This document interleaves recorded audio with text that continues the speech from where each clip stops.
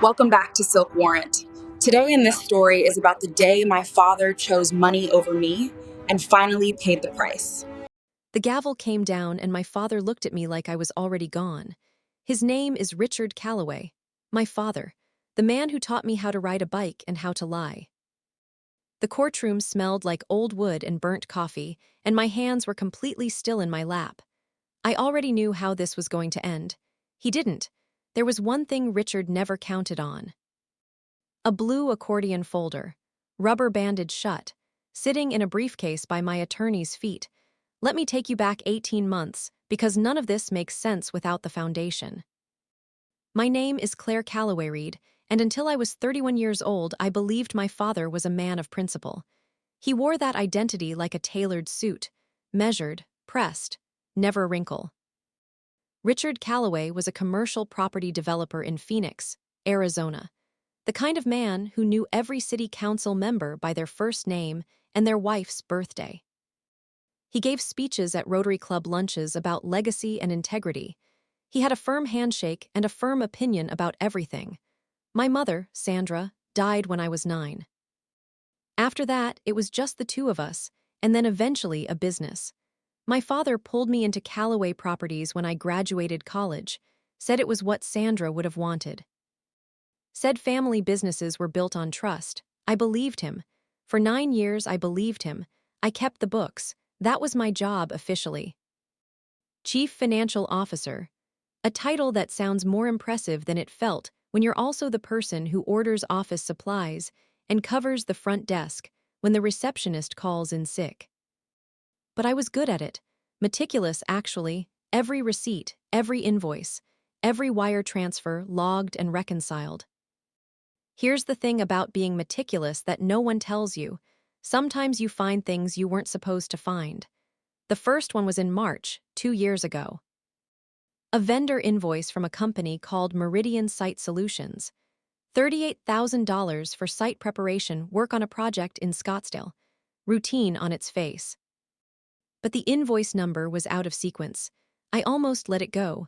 I had 40 other things on my plate and Richard had already signed off on it. Almost. I pulled the project file. Meridian Site Solutions had no website, no Better Business Bureau listing, no contractor license on file with the Arizona Registrar of Contractors. The address on the invoice was a UPS store on Camelback Road. My stomach dropped about 2 inches. I didn't say anything. Not yet. I just opened a new folder on my personal hard drive. Encrypted. I labeled it simply, Questions. That was seed number 1. The second time it was April. A different project, a different vendor, Starpent Consulting, LLC, and a payment of $62,000 for project coordination services. No scope of work attached. No deliverable on file. I requested documentation from our project manager, Dale. He looked at me like I'd asked him to explain quantum physics. Richard handles Starpent directly, he said, and went back to his lunch. I added Starpent to the folder. By May, there were 11 vendors, 11 shell companies.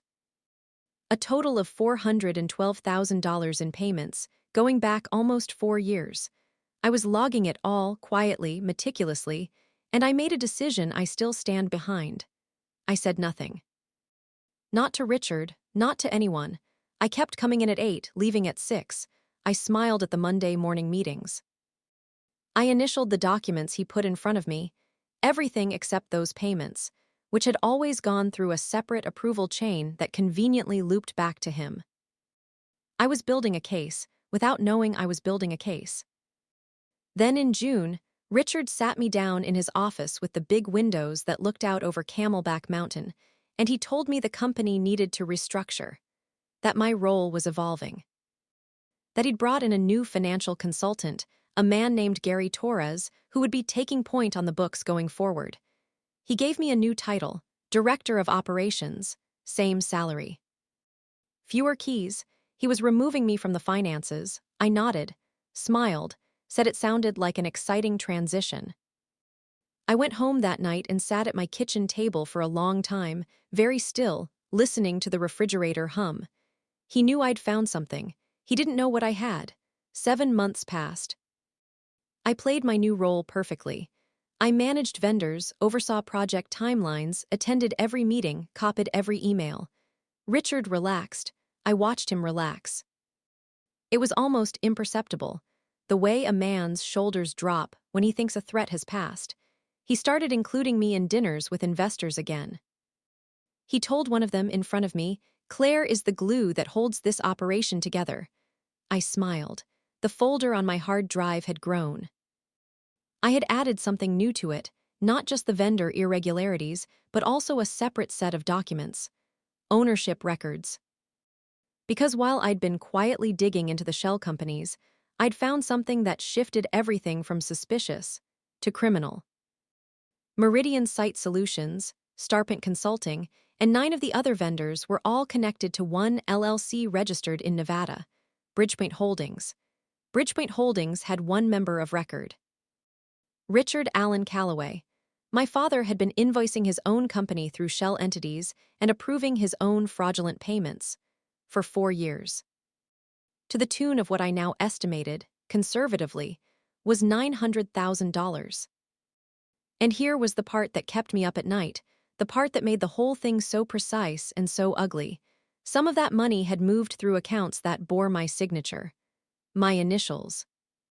My reconciliation reports. He hadn't just been stealing, he'd been stealing in my name, those early invoices I'd signed off on.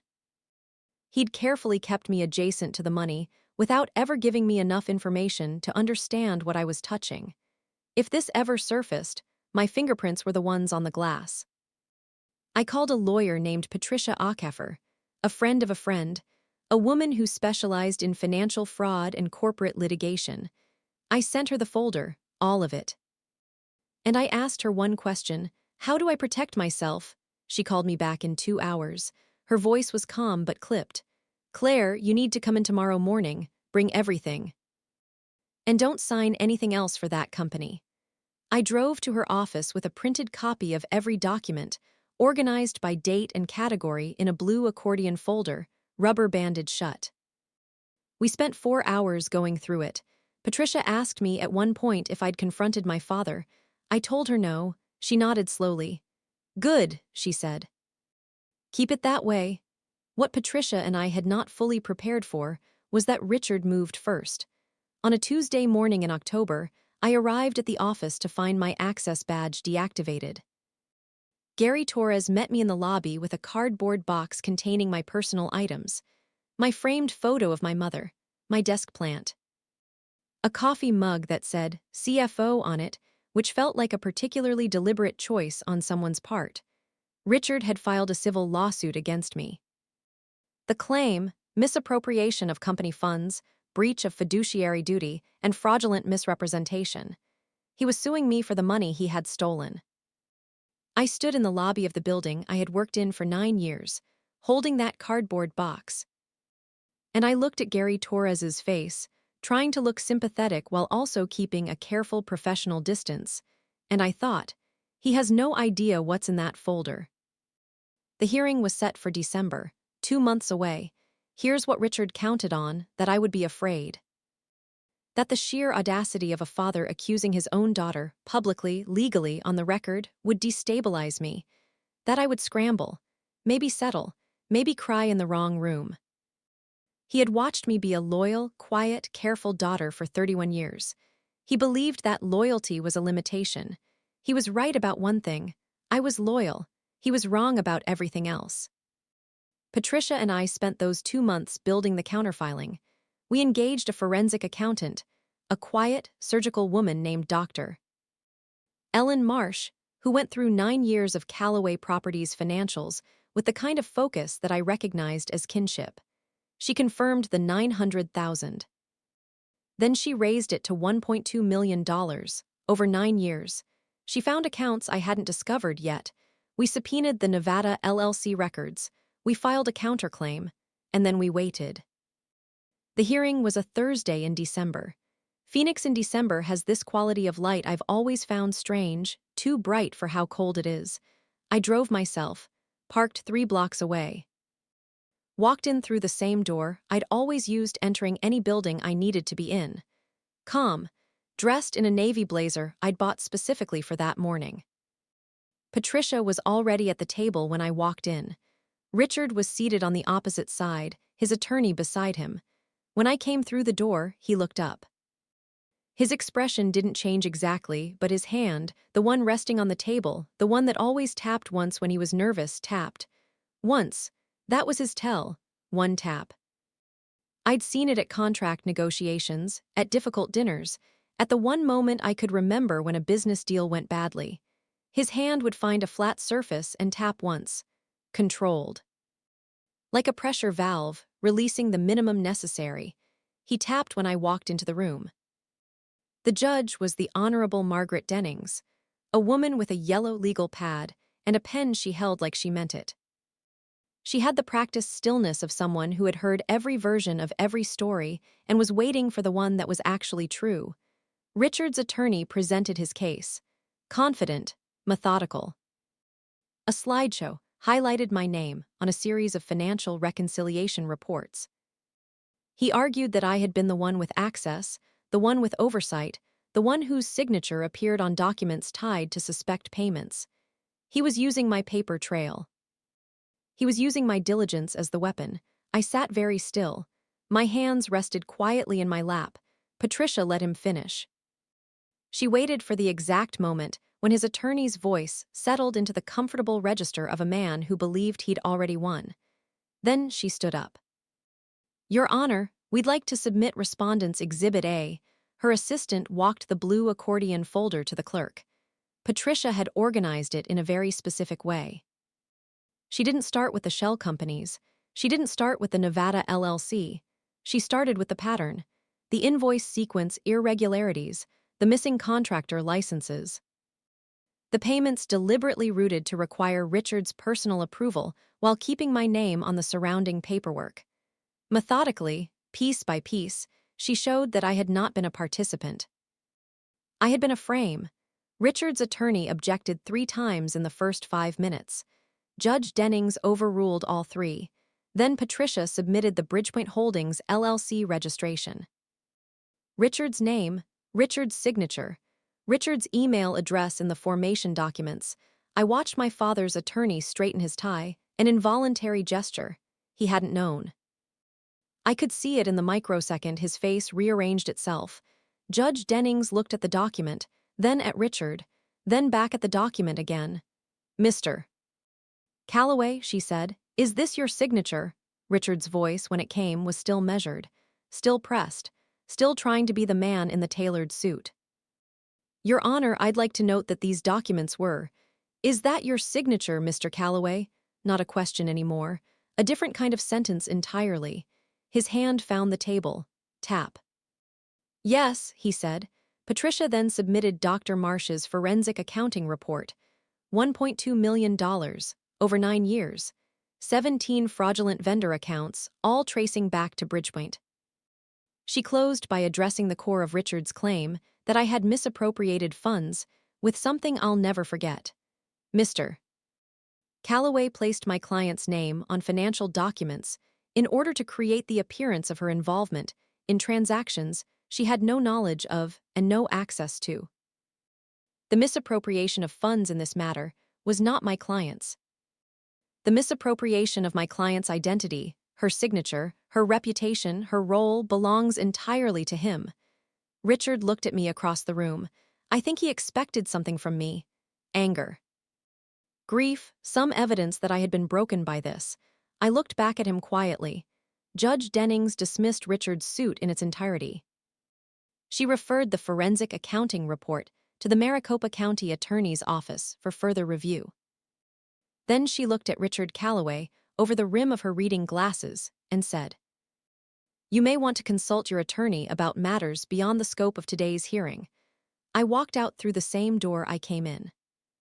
The Phoenix light hit me the same way it always does, too bright for how cold it feels. I stood on the sidewalk for a moment. Patricia came out beside me. She didn't say anything, which I've come to understand is how she operates when something is over. She just stood there, present, and somehow that was enough. My father's civil suit was formally dismissed 6 weeks later. The Maricopa County attorney opened a criminal investigation 4 months after that. I'm not going to tell you how that resolved, because some things are still moving and some things are not mine to narrate. But I will tell you this. I spent 9 years being the most organized, most thorough, most quietly competent person in every room I walked into, and for most of that time, I thought that was simply who I was. A loyal daughter, a careful professional, a woman who logged every receipt because it was her job. I know now that it was also armor. The detail I saved that felt like habit was actually vigilance. The silence I kept that looked like compliance was actually patience. I was not a woman who missed things. I was a woman who waited until she knew exactly what she was looking at. Richard believed my precision was in service of him. He never once considered that it was in service of the truth. And the truth doesn't care who signs the invoice. It just waits in a folder, rubber-banded shut, until someone with enough nerve opens it in the right room. I am not the woman who walked into that courtroom afraid. I am the woman who walked out of it whole. So here's the question I leave you with. What have you been quietly building for yourself, simply because you were paying attention? Because I promise you, the record you're keeping right now matters far more than you think.